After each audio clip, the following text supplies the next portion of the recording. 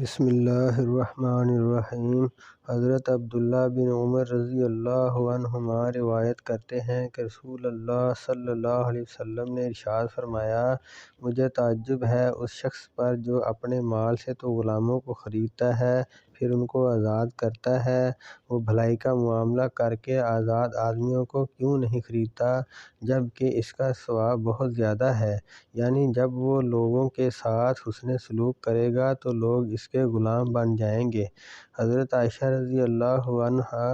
فرماتی ہیں کہ میں نے رسول اللہ صلی اللہ علیہ وسلم کو ارشاد فرماتے ہوئے سنا، مومن اپنے اچھے اخلاق کی وجہ سے روزہ رکھنے والے اور رات بھر عبادت کرنے والے کے درجے کو حاصل کر لیتا ہے۔ حضرت ابو امامہ رضی اللہ عنہ روایت کرتے ہیں کہ رسول اللہ صلی اللہ علیہ وسلم نے ارشاد فرمایا،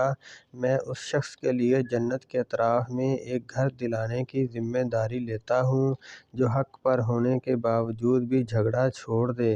اور اس شخص کے لیے جنت کے درمیان میں ایک گھر دلانے کی ذمہ داری لیتا ہوں جو مذاق میں بھی جھوٹ نہ بولے، اور اس شخص کے لیے جنت کے بلند ترین درجہ میں ایک گھر دلانے کی ذمہ داری لیتا ہوں جو اپنے اخلاق اچھے بنا لے۔ حضرت انس بن مالک رضی اللہ تعالی عنہ روایت کرتے ہیں کہ رسول اللہ صلی اللہ علیہ وسلم نے ارشاد فرمایا، جو شخص اپنے مسلمان بھائی کو خوش کرنے کے لیے اس طرح ملتا ہے جس طرح اللہ تعالیٰ پسند فرماتے ہیں، مثلاً خندہ پیشانی کے ساتھ، تو اللہ تعالیٰ قیامت کے دن اسے خوش کر دیں گے۔ اللہ پاک پڑھے سنے کے اوپر عمل کرنے کی توفیق عطا فرمائے، دوسروں تک پہنچانے کی توفیق عطا فرمائے، آمین۔